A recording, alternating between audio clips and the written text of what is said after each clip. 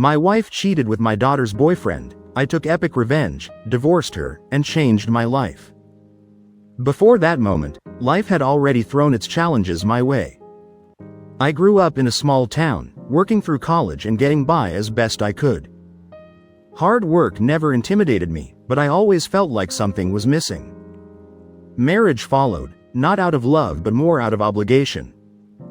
And that slowly drained whatever passion I once had for life. Every day became a checklist, a job, a house, and eventually a divorce. The divorce wasn't a shock. I was stuck in a dead-end job, doing the bare minimum. And my relationship at home wasn't any better.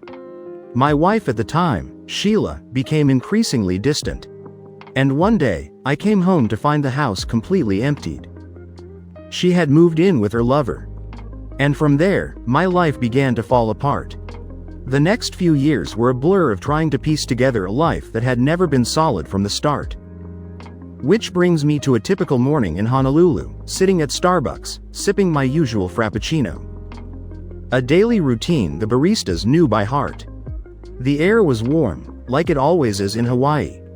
And I felt the familiar tension between enjoying the moment and being haunted by my past. I reflected on the 5 years since Sheila left me and how much my life had changed since then.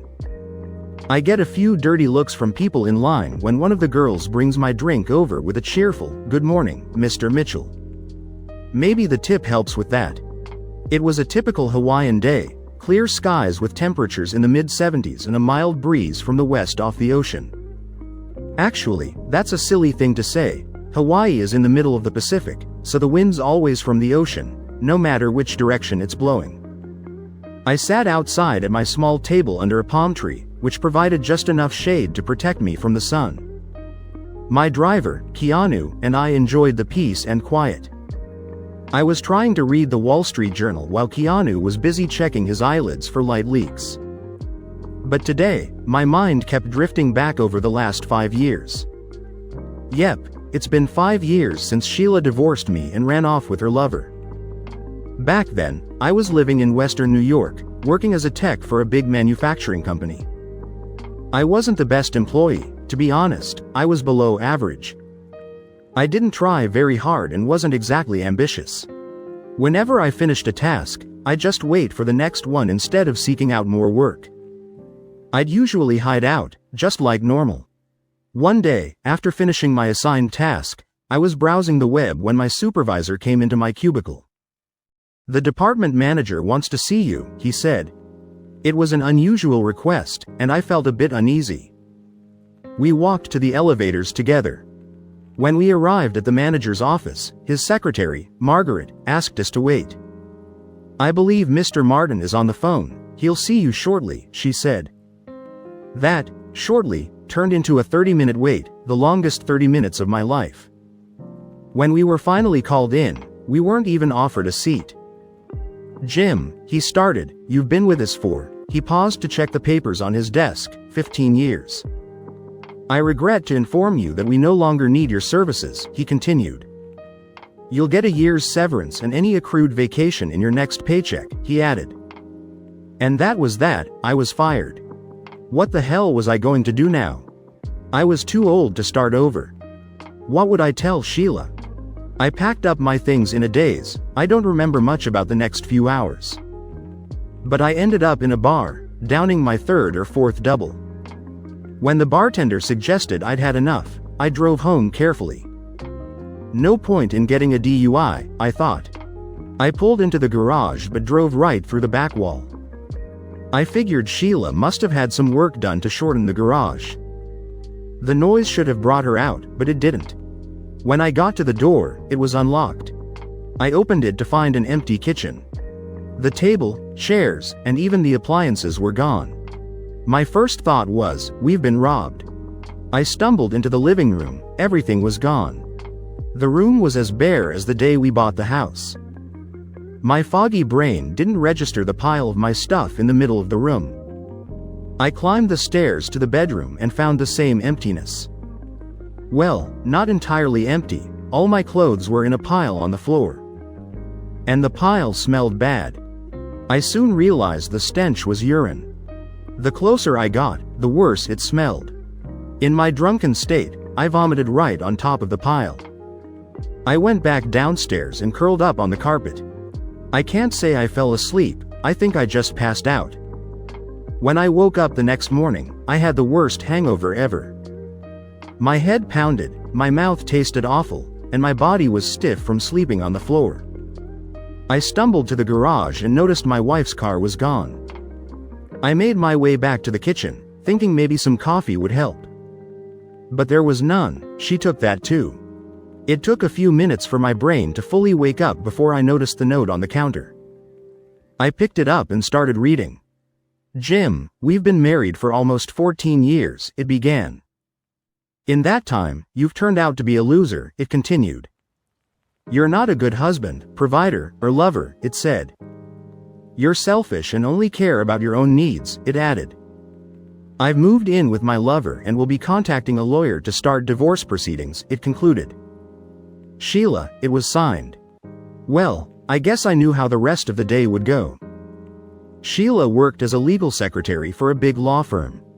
I suspected she was upgrading to one of the attorneys and planned to use the firm to take me down. Thank God we didn't have kids. I was pretty mad, so I looked for the house phones, they were all gone. At least I still had my company cell phone, they hadn't asked for that back yet. As one last act of defiance, I called the bank and reported my wallet stolen.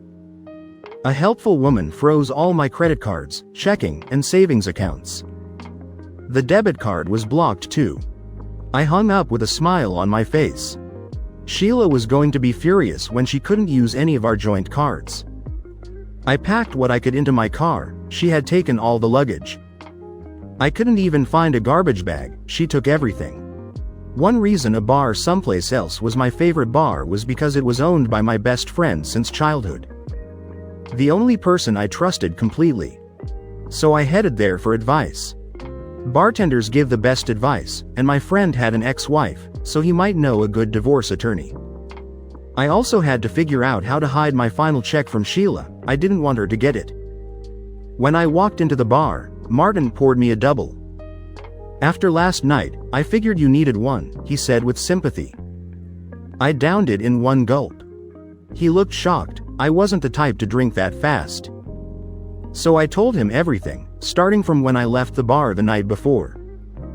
By the time I finished, I had the name of his divorce lawyer, a place to stay in the apartment above the bar, and an IOU for the amount of my severance check. Martin agreed to include the check in one of his deposits and give me the money as I needed it. Time passed, and so did the divorce. A year later, I found myself divorced and living in a small one-bedroom apartment in a sketchy neighborhood. My dear wife had hired a shark of a lawyer, she worked for the firm after all, and she cleaned me out. She got the house, the investment account, and our checking and savings accounts. She almost got alimony, but since I had no job or money, the judge took pity on me and waived it. Lucky for me, no one asked about the severance check. It might seem like Sheila made out well. But the house was underwater on the mortgage, the savings account had less than $1,000. The checking account was drained by monthly bills, and the 401k had barely $22,000. Best of all, most of the credit cards were maxed out. Sheila must have gone on a spree before the divorce was final. I think she planned on leaving me with the debt. But since I had no income, the judge stuck her with the bills. It took a week to wipe the smile off my face. Eventually, I had to get a job. I ended up working as a janitor for the school district, pulling night shifts. My days were spent either on my computer or hanging out at my friend's bar. Guess what I did with all my free time there? I was well on my way to becoming a heavy drinker. One morning, I found a Powerball ticket in my pocket. I didn't remember buying it, but I knew the bar sold them. I tossed it on my desk and went to the bathroom. After taking a shower and brewing some coffee, I noticed the ticket again. Once my PC booted up, I checked the numbers on the Powerball website. I triple-checked the ticket, the numbers matched. There was only one winner, and the jackpot was $250 million. Yep, millions. I quickly signed the back of the ticket. Next, I called my divorce lawyer. It was Sunday, so I got his answering machine. A couple of hours later, he called back. Apparently, he didn't have much going on that day either. I won, I told him. We set up a meeting for Monday. The next day, we spent hours discussing trusts, investments, tax strategies, and, most importantly, how to make sure my ex didn't get any of the money. It took almost a month to set up all the accounts and finalize everything. 2 weeks later, I was looking at property in Hawaii. I wanted a luxury place on one of the hills near Hawaii Kai, a suburb of Honolulu. It took almost a year to get the house just how I wanted it. Now, I'm finally settled in and enjoying the good life. My favorite memory from this time was when I got a call from my lawyer. Apparently, my ex-wife had heard about my lottery win and wanted to talk. My lawyer shut her down immediately. That's when I knew I'd picked the right guy. So, there I was, sipping my frappuccino and lost in thought. When I got that strange feeling of being watched. I was about to alert my driver, but then I looked around and noticed a little girl, maybe 5 or 6, staring at me. She had long dark hair and the most beautiful blue eyes I'd ever seen. But they were full of sadness. She was clutching a small doll and holding a blanket to her nose. She tugged at my heart, and all I wanted to do was hug her and take her problems away. I gave her my friendliest smile. I didn't want to scare her. At the same time, I scanned the area for a parent. Surely no responsible parent would let a child wander around like this. But I saw no one. I signaled one of the counter girls and, using some improvised gestures, asked, "Who is she?" She asked the others, but they all just shrugged. By then, a few women sitting nearby had noticed. When I looked at them, they all shook their heads. No one knew the girl. She started to tear up, so I gave her a soft smile and handed her my clean handkerchief. She took it but just stood there, holding it. I gently wiped her tears away, and in return, she gave me a small smile and handed back the now dirty hanky. A couple of the women came over to talk to the little girl. One pulled out her phone and called emergency. I heard her tell the operator about a lost child. After she hung up, she turned to me and said, "5 minutes." The little girl began making soft noises. So I ran my fingers through her hair and gave her a gentle kiss on the top of her head. She looked up at me and said, "Grazie." It had been 20 years, but I recognized the phrase. She was speaking Italian. "Thank you, Grandpa," she said. Back in the late 80s, I'd been stationed in Italy with the US Army and learned quite a bit of the language. If you wanted to get anywhere with the local women, speaking Italian was essential. And now, this little girl was speaking Italian. "Bella ciao, mi chiamo Jim," I said, which means, "Hi, beautiful, my name is Jim." Her eyes lit up, and she smiled widely, hugging me even tighter. "Bella," I asked her, meaning, "What's your name, beautiful?" She responded, "Bella." I tried a few more times to get a different answer, but all she would say was, "Bella." So I shifted gears. "Aqua, water?" I asked. She smiled a little. So I took her hand, and we walked into Starbucks. As we looked at the drink cooler, one of the baristas made her a small caramel frappuccino.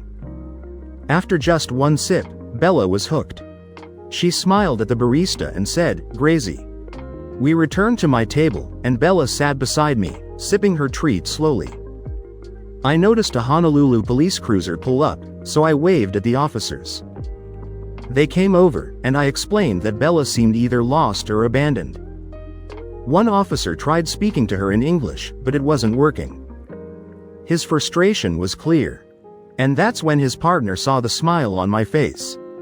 "Do you know why she's not talking to us?" the officer asked me. I nodded. "She only speaks Italian."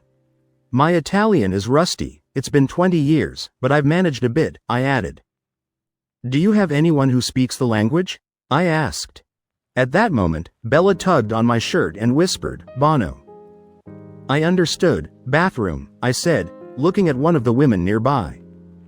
I asked her to help Bella, but Bella wouldn't go alone. So the three of us went together. I waited in the hall, and Bella called out a couple of times just to make sure I was still there. When we got back, the police told me they couldn't find anyone who spoke Italian. So they called Child Protective Services, CPS, and a caseworker was on the way.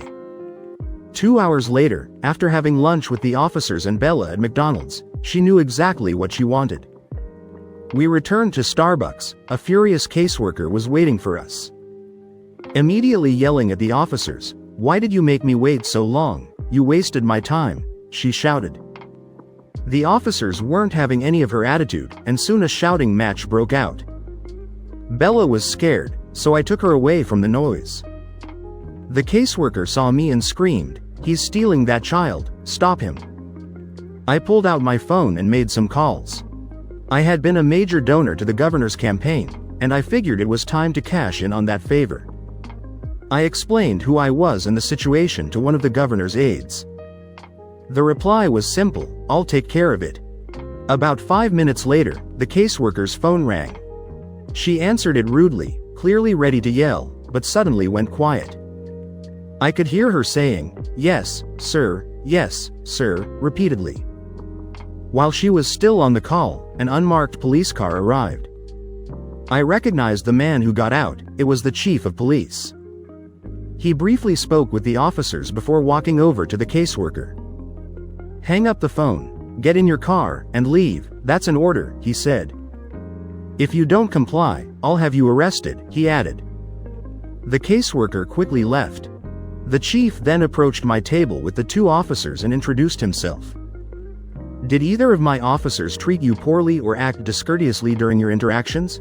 he asked. "No, sir, they were polite and helpful," I responded. "They've been trying to find a translator to help communicate with the girl," I added. The 2 patrol officers smiled at me. The chief sat down, and we began discussing little Bella. The officers returned to their patrol duties while we brainstormed what to do with my new little friend. We decided that Bella would stay with me until her parents or relatives were found. And they would continue to look for an Italian translator. My driver had gone back to my house to do some yard work. So I called to arrange for a pickup. The rest of the afternoon would be spent shopping for a wardrobe of little girl clothes for Bella. We headed to Ala Moana Mall for a busy afternoon of shopping. And I asked my driver's wife, Alani, who was also my housekeeper, to come along and help pick out clothes for Bella. Keanu and Alani arrived about 15 minutes later. On the ride to the mall, Alani asked me all about Bella. Once we got there, the girls visited all the children's stores, while Keanu and I made multiple trips to the car, carrying bags. If I recall correctly, we went to the Disney store, Gap Kids, Gymboree, Janie and Jack, and the Children's Place. We didn't buy something at every store, but we certainly tried. My American Express card got quite the workout. Bella and Alani became fast friends. They chatted the whole time, neither understanding the other, but that didn't matter. They spoke the universal language of women, shopping. I don't recall which store it was, but both of them stopped to stare at little girls' bedroom furniture sets. We didn't go inside, thankfully, but I had a feeling we'd be back. By the time we finished shopping, it was too late to cook dinner. I was elected to treat everyone. So I suggested antipastos on South Baratania Street in downtown Honolulu. I thought maybe someone there would speak Italian or could direct me to someone who did. After all, it was an Italian restaurant. Though no one there spoke Italian, the owner promised to keep an ear out for a native speaker. He was 4th generation Italian, and most of his Italian-speaking relatives had long since passed. But the food was great, and Bella loved her pizza, eating almost the whole thing. It was getting late as we left the restaurant. We hadn't even hit the freeway before both Bella and Alani were sound asleep in the back seat. Shopping really does wear you out. When we got home, Keanu and I unloaded the bags into one of the spare bedrooms. Alani and I settled Bella into the room next to mine, dressing her in a pair of Disney pajamas and helping her get cleaned up for bed. After Keanu and Alani left, I decided to have a small drink before heading to bed. As I sat on the lanai, gazing at the stars, I heard a small voice call, "Poppy." I went inside to find Bella huddled in a corner, softly crying. It broke my heart. I picked her up and carried her out to my chair on the lanai. She cuddled in my lap, and soon she was back asleep. We spent the night in the lounge chair. I was stiff the next morning, but it was worth it. Alani woke us up, asking what we wanted for breakfast. I looked at Bella and said, "Manja." She jumped up, grabbed Alani's hand, and they headed to the kitchen. Shortly after, Bella proudly brought me a cup of coffee, chatting away as if I understood everything she said. I helped her set the cup on the table to avoid spills, and she stood there, watching me intently. I realized she was waiting for me to take a sip. I did, and with great enthusiasm, I said, "Perfetto."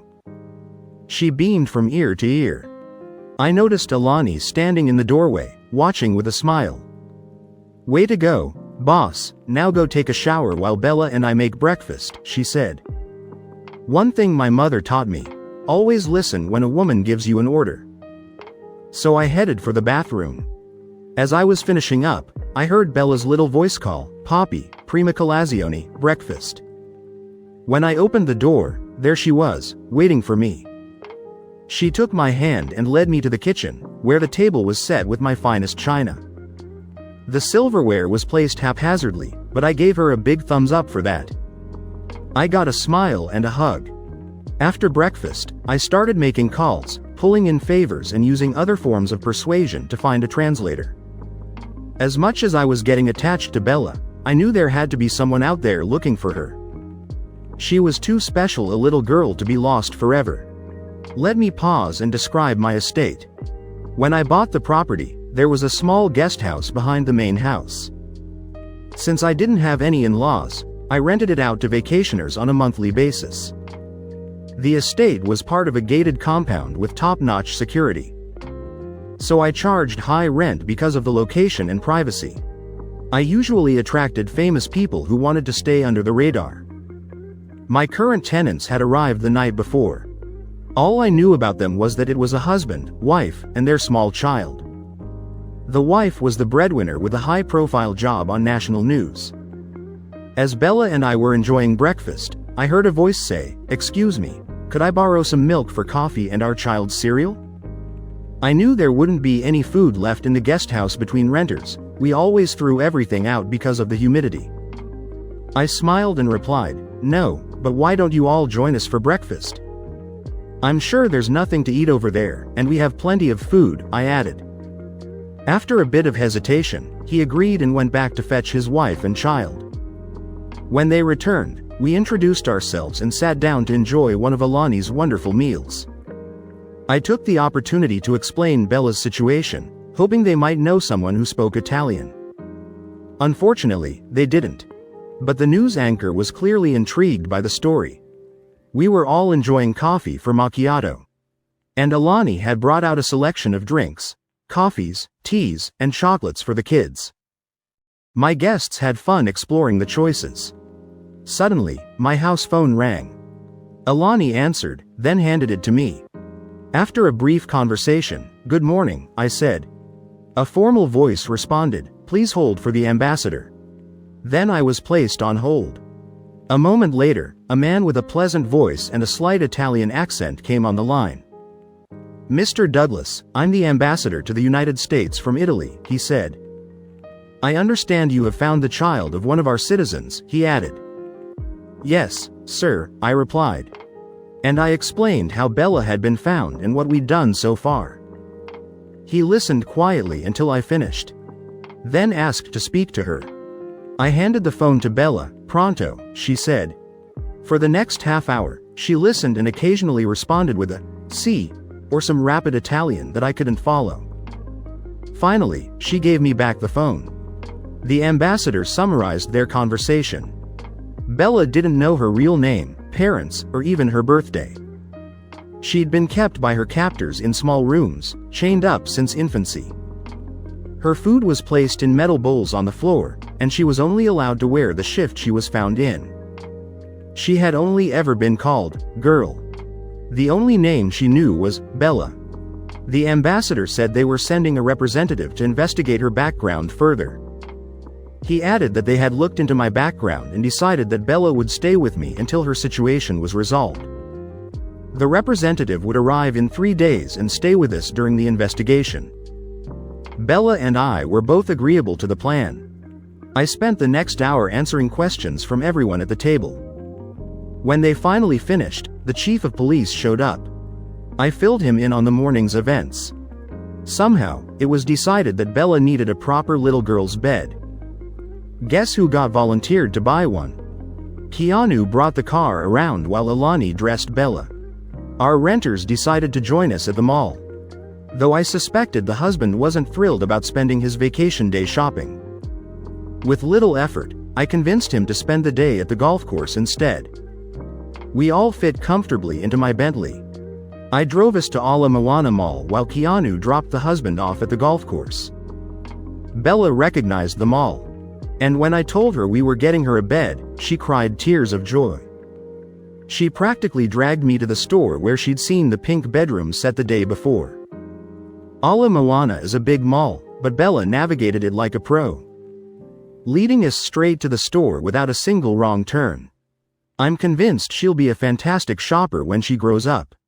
Though Bella didn't fully grasp all the nuances of shopping yet, she was learning quickly. All she knew was that she wanted the pink bed and the giant teddy bear that came with it. I handed Alani my gold card, and she and Bella went off with the sales lady to pick out sheets, pillows, and everything else to make Bella's room feel like hers. Everything was scheduled for delivery and set up by 5 p.m.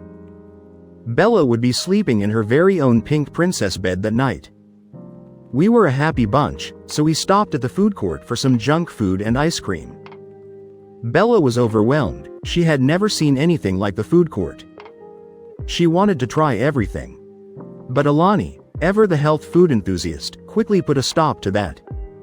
Still, Bella managed to sneak in a bit of junk food. She was just too charming to resist. At 3 p.m., we arrived home to find a large furniture truck already waiting. Bella's new bedroom set had arrived. The movers had most of the items off the truck, setting them in front of the garage, waiting for us. Bella was so excited that she walked right up to the biggest mover and started speaking to him in Italian. Soon, they were walking hand in hand into the house, with Bella leading the way. She took him directly to the bedroom next to mine, pointing at the existing furniture and mimicking how they should move it into the hall and then into the empty room next door. The movers loved it.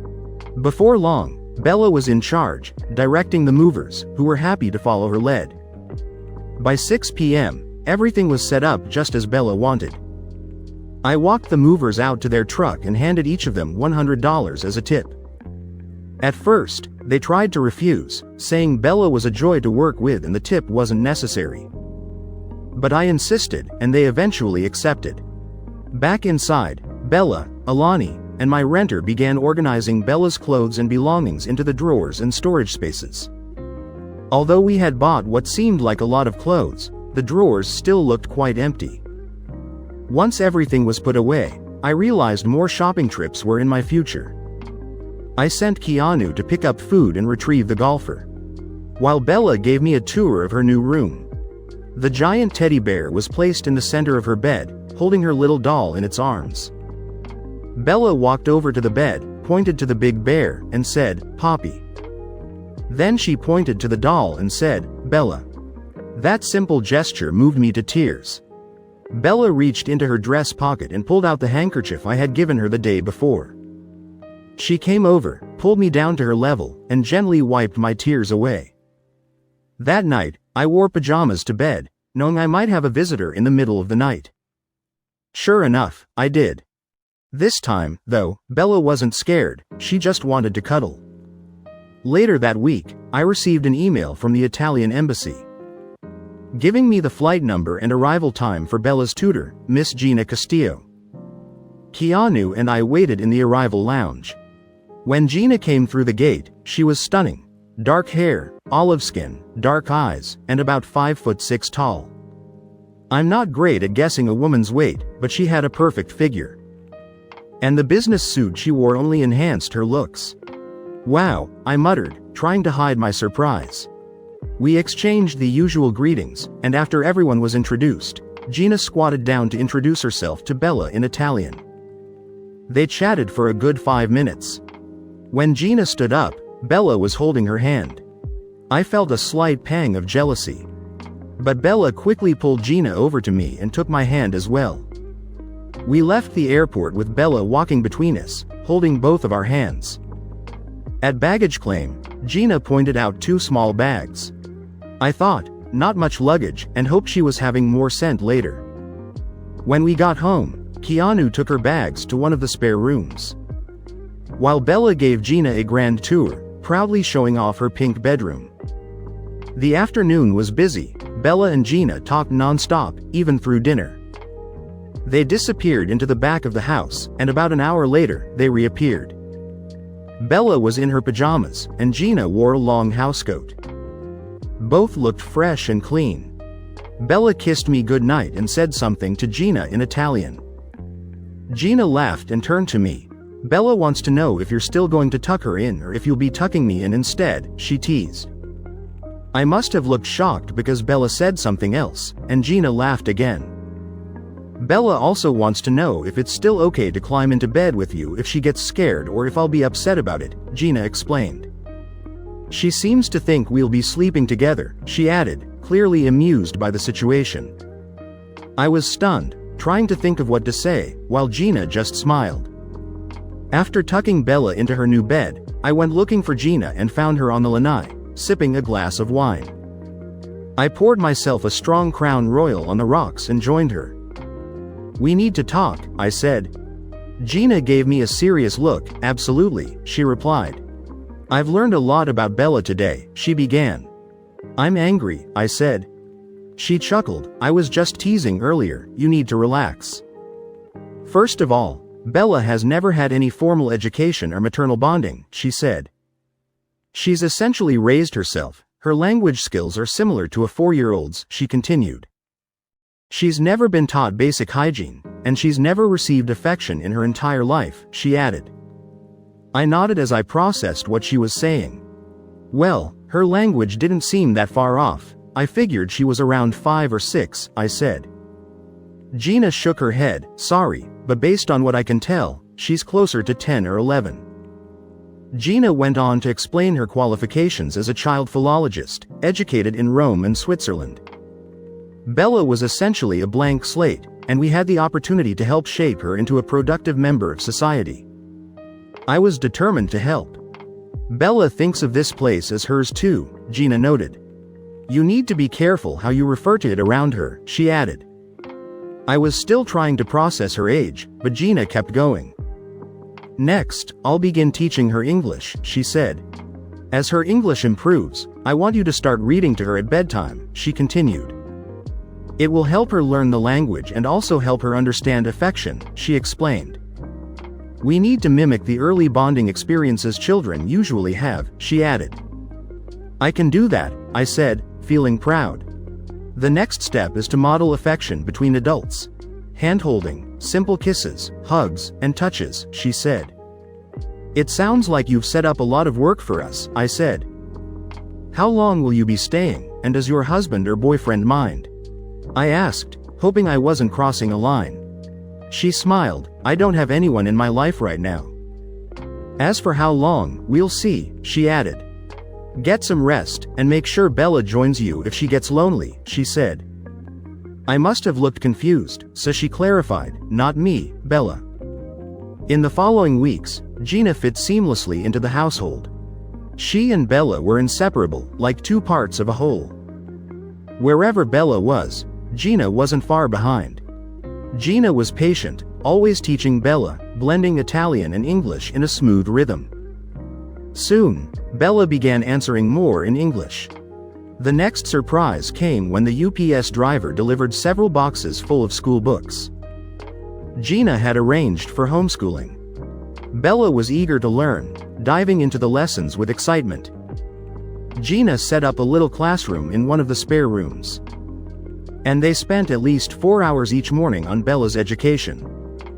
After lunch, they did girl things, as they called it, and sometimes continued lessons before dinner. When Gina wasn't available, I stepped in as the teacher. Bella would diligently ask questions in English. And under Gina's strict orders, I answered only in English.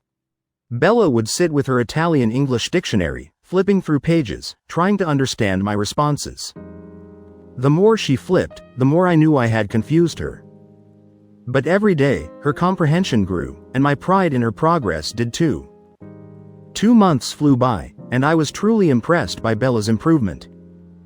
Gina was an amazing teacher.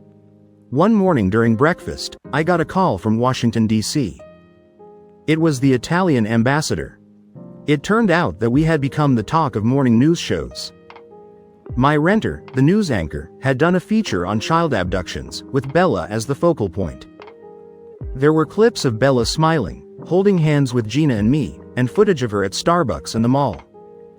The ambassador and I talked at length, mostly about Bella's safety. Despite all efforts, the Italian government couldn't locate any family for her. No parents, no siblings, nothing. Bella was essentially an orphan. Unless someone adopted her, she would be sent to an Italian orphanage. I didn't hesitate. "I'll adopt her," I said without a second thought. The ambassador chuckled. "I knew you would, but I had to ask." He promised to handle the necessary arrangements.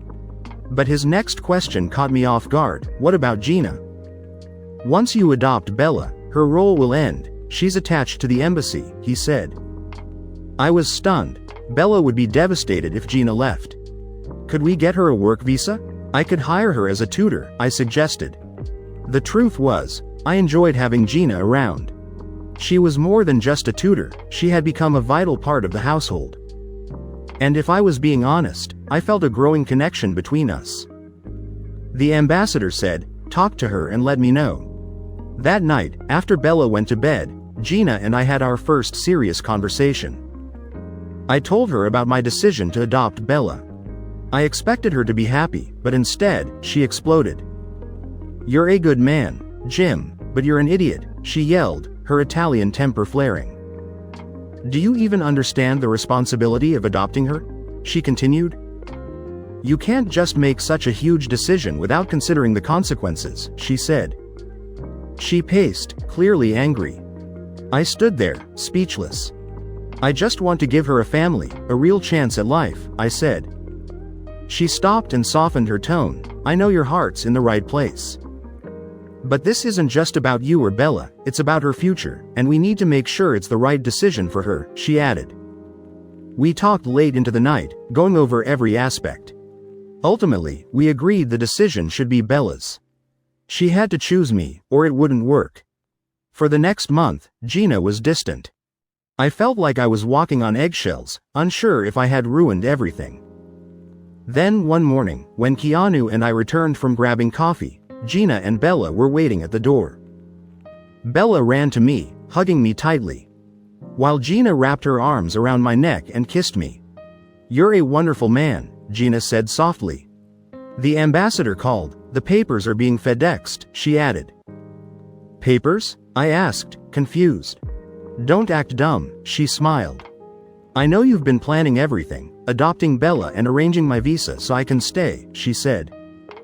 That night, I had 2 precious girls in my bed. Bella was in her usual spot, and Gina was spooned against my back. I slept better than I had in years. The next morning, I woke up to the feel of Gina pressed against me. It was a great way to wake up, and I could have stayed like that all day.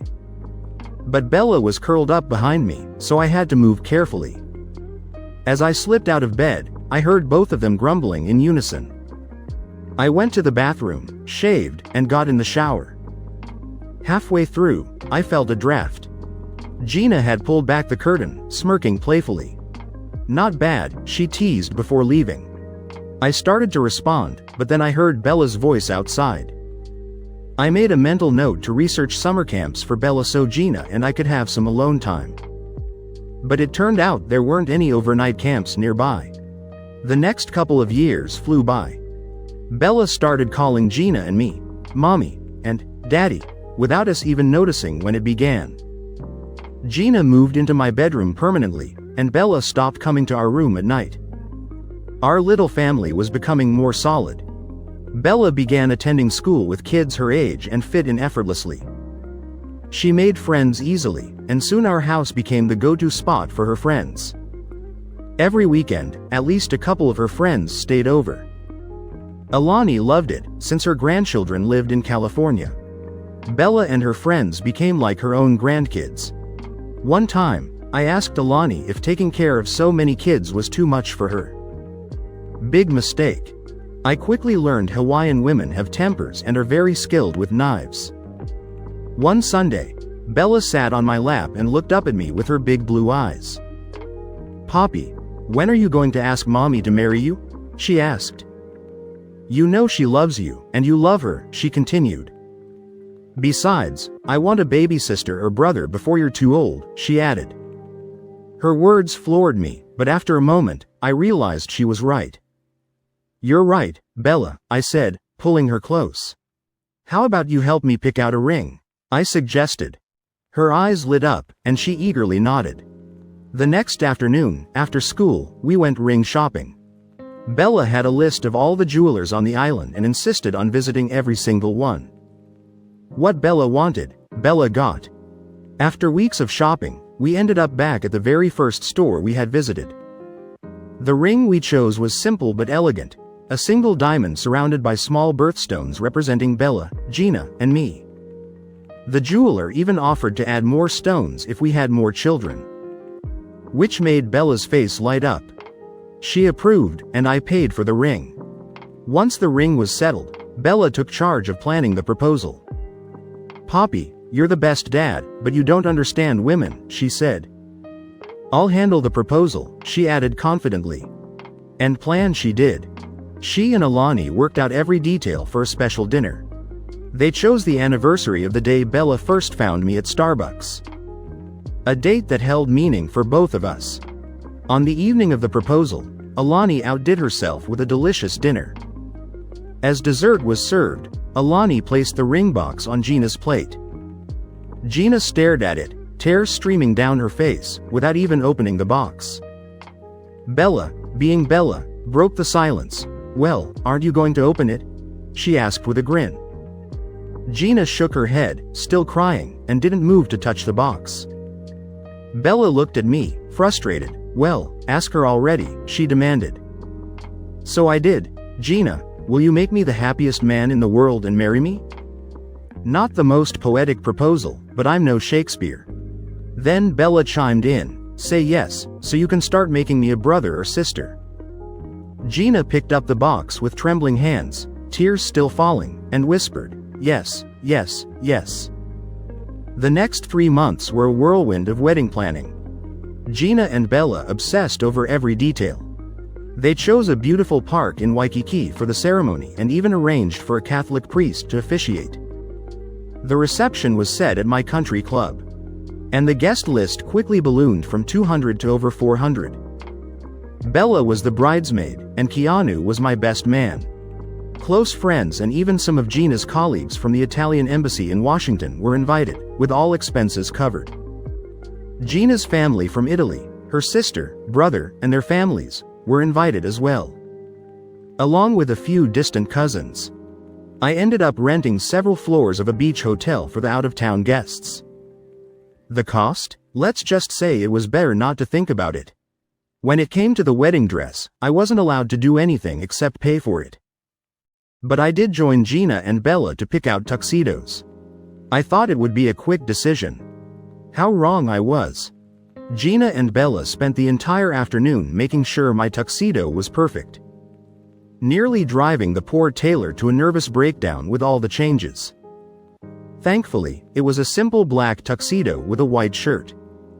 I can't imagine the chaos if I'd wanted something more elaborate. After that ordeal, I vowed to take a year-long cruise around the world when Bella got married, only returning the day before the wedding to avoid the stress. I simply couldn't handle it. Keanu found the whole situation hilarious, laughing every time he saw me. I joked about firing him after the wedding, which only made him laugh harder. The big day finally arrived. But I wasn't allowed at home for the days leading up to it. Instead, I stayed in a hotel with Gina's relatives, who turned out to be a lively and fun group. Despite the language barrier, my broken Italian and their broken English, we bonded over my credit card. Then the moment came. There I was, standing at the makeshift altar with the priest. When this stunning vision in white started down the aisle, Gina, my soon-to-be wife, looked like a dream. The rest of the day went by in a blur. I remember saying, I do, the reception, all the congratulations. And, most vividly, the wedding night. That night, we started trying for a baby. Though it took about 5 months due to Gina being on the pill. Our honeymoon was a blissful 3 weeks in Italy, where Gina showed me her homeland. Every night felt special, and I hated to leave. Still, returning to Hawaii didn't feel too bad either. It was hard to say who was more excited, me, Gina, or Bella. Who helped with everything for the baby's room, sent out shower invitations, and attended every OB visit with Gina. However, Gina drew the line at the labor room, only I was allowed in. Our son, Giorgio Douglas, was born on a beautiful May afternoon, weighing 8.3 pounds. When Bella was finally allowed in the room, she went straight to him and said, "Hi, Giorgio, I'm your big sister, welcome to our home."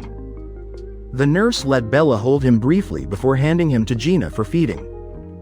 Bella watched intently, discovering the wonder of life and realizing her place in it.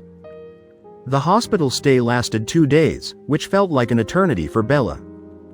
She took the day off from school and was up at dawn, ready to go. She supervised everything. Keanu installing the baby seat, organizing the diaper bag, and, of course, selecting baby toys. She even lectured Keanu on driving safely, reminding him, "You're driving my brother home." I knew I'd need to give Keanu a Christmas bonus for his patience. Bella had plans to show Giorgio all the sights on the way home. But he slept through the entire ride. The first few months with a baby were as expected, full of eating, sleeping, and diaper changes. Bella spent all her free time watching Giorgio and asking Gina endless questions. If I wanted any time with Bella, I had to carry Giorgio out of the room, because she'd follow him like a magnet. I'll never forget the day Giorgio, about 3 or 4 months old, recognized his sister and gave her a big toothless grin. From that moment, Bella was hooked, becoming the perfect big sister.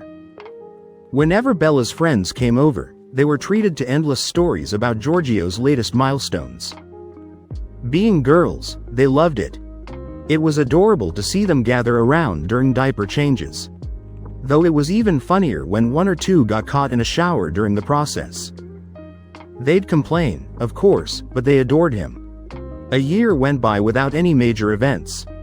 Until one day, Gina and Bella returned from their annual physicals.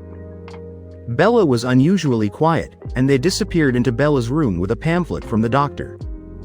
I suspected Gina was giving her the talk, which, of course, dads aren't invited to.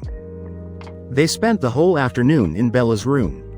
But by dinner, Bella seemed back to normal. Gina held my hand during the meal and gave me a look that said, "We'll talk later." That night, Gina explained what they had discussed with the doctor. The takeaway: I was to keep my mouth shut and not embarrass Bella. A week later, the doctor's office called, asking us to bring Bella in for some additional tests. It didn't seem like a big deal at the time. We went through a series of appointments at the hospital and the lab. Soon after, we got the diagnosis. Bella had leukemia. We had a family meeting with the oncologist, who reassured us with phrases like, "We caught it early," and "A bone marrow transplant with a little chemotherapy will do the trick." Most importantly, he told us Bella could live a long and productive life. I was worried about finding a donor since Bella and I weren't blood related. But her bone marrow type was common, and finding a match wasn't an issue. Many of Bella's friends even volunteered to be tested, though none of them were used. It made Bella proud. When the transplant time came, Gina and I practically lived at the hospital. Bella received cards and letters from her classmates. And, thankfully, the transplant was a success. However, the oncologist still recommended chemotherapy as a precaution. Bella became a sick little girl, and her hair fell out. In solidarity, Gina and I shaved our heads too. The three of us must have looked quite a sight. Bella picked out headscarves for all of us. And while hers and Gina's looked nice, mine was a comical mix of strange colors and patterns. They'd snicker at me, but I didn't care, as long as it helped Bella. One day, I got a call from Bella's school. They asked if I could bring her in for a homecoming rally. When the day arrived, Gina and I escorted Bella into the gym, only to be greeted by 200 bald teenagers. Bella's classmates had shaved their heads in support. Though weak, Bella held my arm and smiled from ear to ear as the students chanted her name. She and Gina cried, and as for me, well, my eyes started watering, probably from something in the air. About a year later, we got the wonderful news.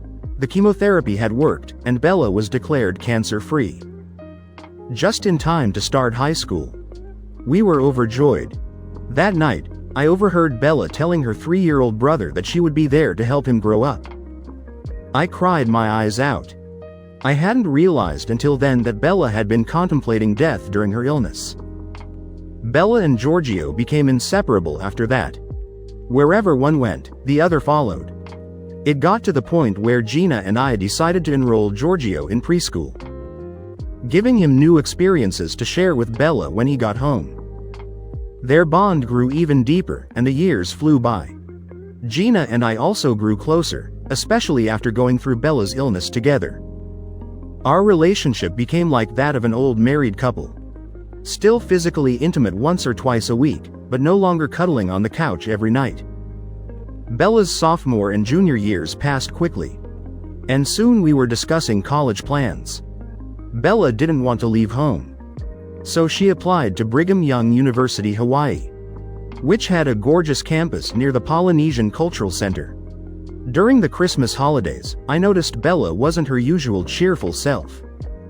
I figured it was just the stress of the season and the looming college decisions. But shortly after, we got a call from her school. Bella had collapsed and been rushed to the ER. The doctors ran tests and kept her overnight. The next morning, her oncologist came by and ordered more tests. That evening, he sat us down. His words were simple: "It's back." Gina collapsed into my arms, and Giorgio fled the room, unable to face the reality. I walked over to Bella's bed and said, "We'll beat this again. There are new treatments, and you'll still graduate in the spring." The doctor took my arm and shook his head. "No," he said gently, "she has about 4 months." There was nothing more they could do. Gina collapsed again. But Bella hugged me from behind and whispered, "Just hold me, Poppy." We cried together, my little girl and I. Bella didn't make it to the 4 months the doctor predicted. She passed away about 3 months later, with Gina and me holding her. Giorgio sat at the foot of her bed, gripping her favorite teddy bear, tears streaming down his face. The funeral was somber, with most of Bella's senior class in attendance. They each carried simple white flower leis, which they laid on her coffin. I'll admit it, I cried like a fool. My little girl was gone. That night, I had my first dream of her. I saw a little girl with beautiful eyes watching me at Starbucks. And those eyes wouldn't leave me. I got up, grabbed a bottle from the bar, and drank until I could sleep. That became my routine for months. But one morning, as I reached for another bottle, I saw Alani watching me with disapproval. "It helps me forget," I said. "It eases the pain, just for a while," I added. She looked at me and said, "You've been drunk for 6 months, Gina wouldn't want this." Then she hit me with the hard truth: "Your wife and son have left you. They've gone back to Italy, and they won't come back until you're sober." It took a moment for her words to sink in. But when they did, I knew she was right. I decided it was time to sober up. I opened another bottle, telling myself I'd start tomorrow, or maybe the next day. But that Friday, I checked into detox. After that, my plan was to go to Italy, reclaim my family, and do what Bella would have wanted her Poppy to do.